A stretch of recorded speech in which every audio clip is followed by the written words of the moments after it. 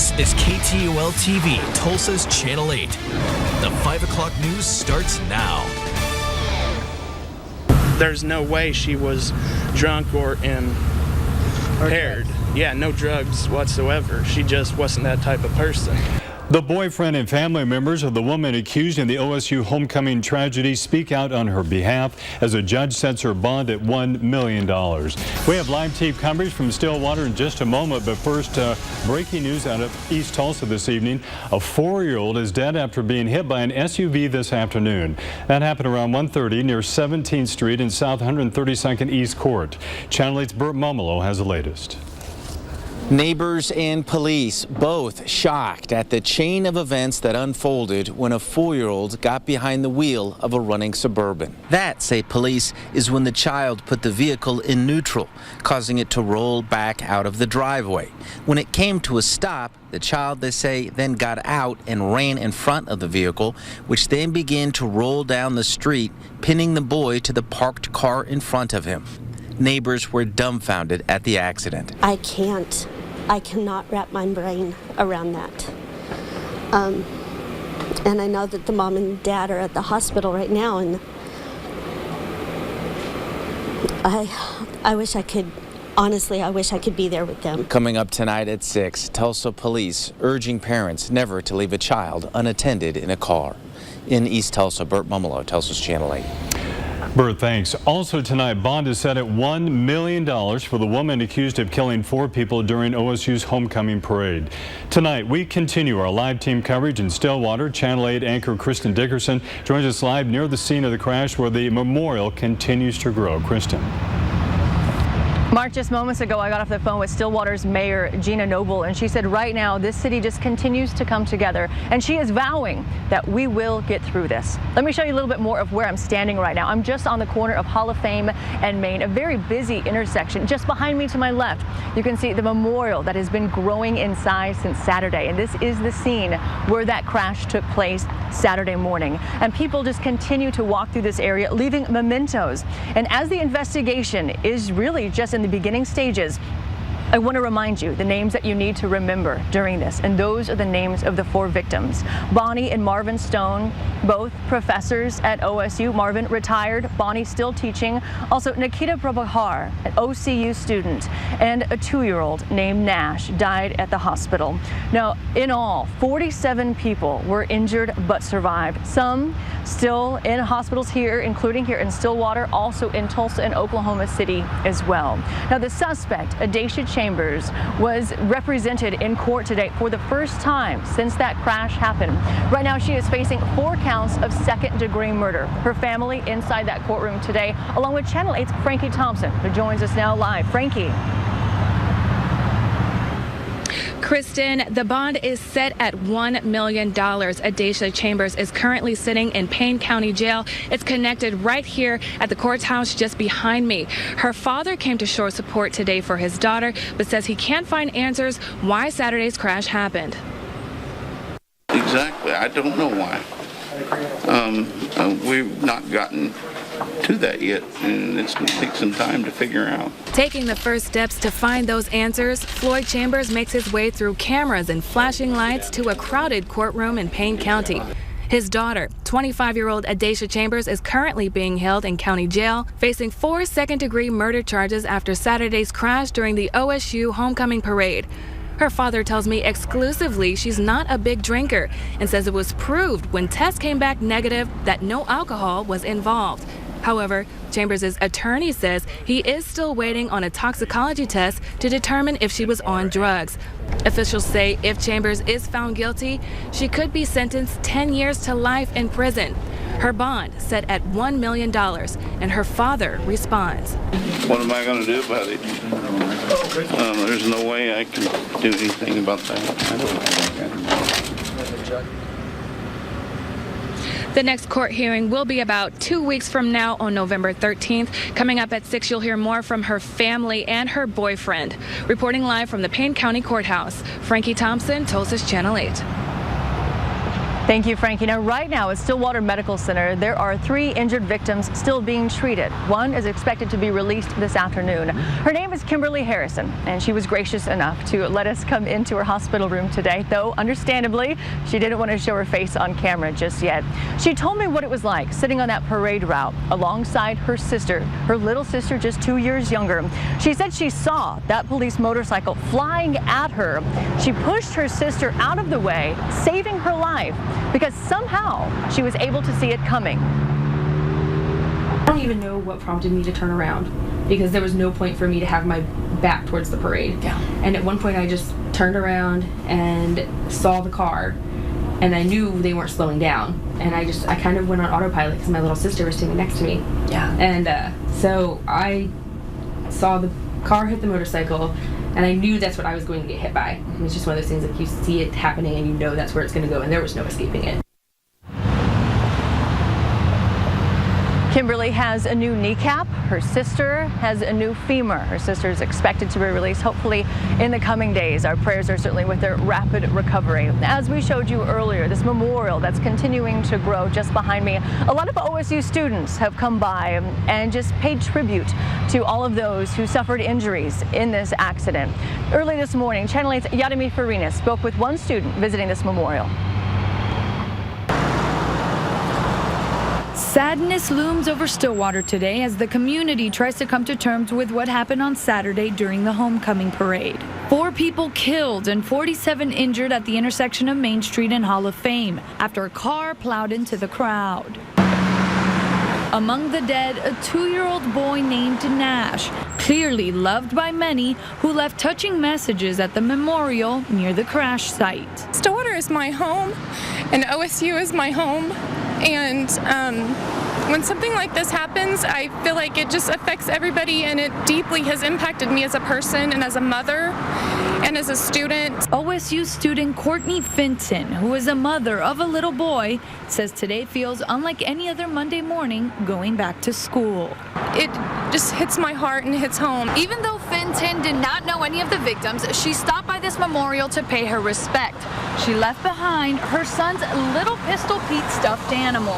It just was a symbol of something that was special to my son and special to me, and I wanted to leave it in memory of those that were lost on Saturday. Attached to Pistol Pete, a message for the victims and their families. I am absolutely heartbroken over the tragedy Saturday. We are Cowboys, we are Oklahoma, we are Stillwater strong. Edd Beran, Tulsa's Channel 8. Thank you, Edd. And right now, OSU counselors are on campus and available to both students and employees as well. Now, you can find them on the 3rd floor of the Student Union. The university is also currently discussing plans of a possible memorial service. We will let you know as soon as we find out more details about that in case you're interested and you would like to attend. Now, we have a full list of all of the victims and all of the people injured in this. Just go to KTUL.com to find the rest of our investigation, along with what we cover live on air. Now, earlier I mentioned that I had just gotten off the phone with the mayor of Stillwater here, Gina Noble. Gina also happens to be my former professor, journalism of all things. And Gina had told me, we reminisced about all the different tragedies that OSU has faced. I was a student here in 2001 when that plane crashed. In 2011, I was here on the news side talking about the victims of the next plane crash. And she agreed that Stillwater has certainly seen its fair share of tragedies. But somehow, and I'm not sure if it's because of that, but this city knows how to pull together and how to move forward, and also how to help all of those people in times of just immediate danger. So we'll have much more coming up, just about 5 minutes, talking about if you would like to donate to help with the medical bills of some of the victims that were affected here in Stillwater. We'll give you a warning just to make sure that you're donating to the right person. Reporting live in Stillwater, I'm Kristin Dickerson, Tulsa's Channel 8.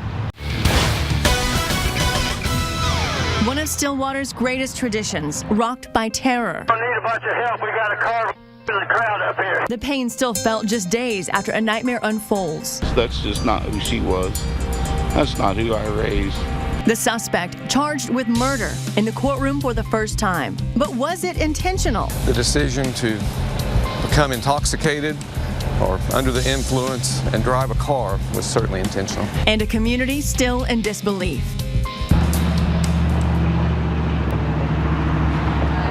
Good afternoon, everyone, and welcome. We are now live in Stillwater, and so much progress already being made in this town. Just a few moments ago, I got off the phone with one of 3 victims still being treated here at Stillwater Medical Center. She said that she is on her way home and grateful, and she's taking home with her a new kneecap, which came from the accident that happened just behind me. Let's take a look back at that memorial right now. This is such a busy intersection where this parade accident happened in Stillwater on Saturday morning. We're right at the corner of Hall of Fame and Main, and since we've been here, even from early this morning when Channel 8 arrived on scene today, there's just been a steady flow of people paying tribute and really just taking a moment to show that their hearts and their prayers are with the victims from this accident. Also new today happening in Stillwater, the suspect, Edd Chambers, represented in court today for the first time. That 25-year-old facing 4 counts of second-degree murder. Her family inside that courtroom as well, along with Channel 8's Frankie Thompson. Frankie, what happened today? Edd Chambers' attorney says he believes she is mentally ill. This is a copy of a motion presented to a judge in court today requesting she have a psychological exam while in jail. This was granted. Her family tells me this has been a nightmare since Saturday's crash. Get through this. Get through it.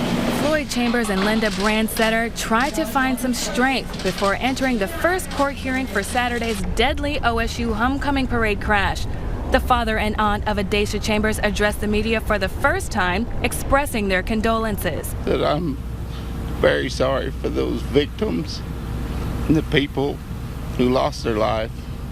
It's a horrible, tragic accident. The 25-year-old's attorney says he strongly believes Chambers is mentally ill, maybe even suicidal. Her aunt says she was with Chambers the night before the crash, but didn't see anything out of the ordinary. And I'm trying to wrap my mind around that. If she was in such a bad state, why didn't I see that? But I didn't. Stillwater police arrested Chambers on suspicion of DUI, but her family says she's not a big drinker. I said that the blood test would come back negative because I know that there's no way she was drunk or impaired. Impaired or mentally ill. She now faces 4 counts of second-degree murder, and her bond is set at $1 million. If she's found guilty, she could face life in prison. Holding back tears, her father says he wants the public to know Chambers may be sick, but she's no monster. Edd is a kind, loving, caring person, and she wouldn't have done this purposely. I just don't believe that in my heart. A judge says the jail will decide when that psychological exam will happen. Court continues with the next hearing on November 13th. Reporting live from the Payne County Courthouse, Frankie Thompson, Tulsa's Channel 8. Thank you, Frankie. And as this investigation continues and the trial is beginning, I just want to stress how important it is to remember the victims and the families of the victims that were impacted by this. Now, overall, there were 51 people injured. Of that, 4 people were killed. That includes the ages ranging from 2 years old to 65. Now, 3 people died at the scene here on Saturday morning, including Bonnie and Marvin Stone, both OSU professors. Marvin had retired, Bonnie was still teaching. Nikita Prabhahar, an OCU student, and the youngest, a 2-year-old by the name of Nash, died at a hospital on Saturday. Now, we were here at the Stillwater Medical Center earlier today visiting with one of the victims, Kimberly Harrison, and she talked about what it was like sitting on the parade route right next to her sister, her younger sister by just 2 years. She said she looked up and she saw the car hit the police officer's motorcycle. That motorcycle comes flying at her. She said somehow she knew to save her younger sister. She pushed her little sister out of the way, saving her life. And she said the next thing she knew, she must have blacked out, because the next thing she knew, she woke up and there were people all around her helping. What would you say about all the people who ran in to help you? They were amazing. They were amazing. I mean, we were very lucky to have the first responders there as well, but the civilians that go out of their way just to be there for the community was just a gorgeous thing to see. They were fabulous. And my sister did post on Facebook, one gentleman stayed with her the entire time. Wow. He called my mother for her when they put her on the helicopter. And I mean, he was just epic. Yeah. He was so great. Now, right next to her hospital bed, we saw a unique sight. She had 3 OSU tennis balls, all signed by the members of the OSU tennis team, who didn't tell anybody besides their coach, but they went to that hospital just to share their support for the victims. Coming up in about 8 minutes, we're going to be talking with the tennis team and learn why, even though they might come from different countries, some of them, they consider Stillwater home, and they are here to support those victims. And we've certainly enjoyed our time on campus today. We also bumped into some members of the Color Guard. And it was so nice walking around on campus because they said the energy was just excited because they want to help. They want to do what they can. And what they're doing, they're selling ribbons for just a $1 donation, that money going to the families of all the victims. They said it's their way to just show gratitude toward this community because they said we're all family. I know that this was so unexpected and it takes a really hard hit, and we really want to help out in any way that we can because we love our cowboy family. Deal.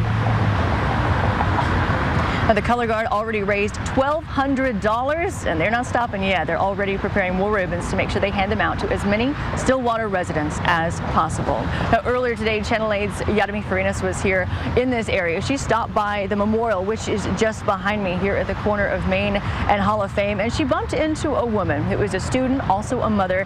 That person's name is Courtney Fenton, and Courtney shared her son's favorite toy, dropping off a Pistol Pete stuffed animal here at this memorial. She said it was just a small gesture for the 4 people who were killed and all the others injured. Stillwater is my home, and OSU is my home. And when something like this happens, I feel like it just affects everybody, and it deeply has impacted me as a person and as a mother and as a student. Now, Courtney said that this community is sticking together, and again, we will all get through this. Now, if you are here in Stillwater or if you are affected by this tragedy in any way, there is help available. OSU Counseling Services offering their assistance to both employees and students as well. Also, there's available through their therapy dogs, which is a unique opportunity, and of course always the Red Cross. You can call them at 405-372-1833. Now, if you would like to financially help any of the victims of this tragedy, there are several different opportunities for you. One, OSU has set up a memorial page on the university's website. We have a link to also the Stillwater Medical Center Foundation, and that money is going to be helping all of the victims with their medical needs, both in Stillwater and also the victims being treated in Tulsa and Oklahoma City as well. All of this you can find again at KTUL.com. Coming up in just about 5 minutes, we're going to be talking with a group of student athletes, an inspiring group of young women, about some of the victims they met today, and of course the incredible stories of survival happening here in Stillwater. Reporting live in Stillwater, I'm Kristin Dickerson, Tulsa's Channel 8.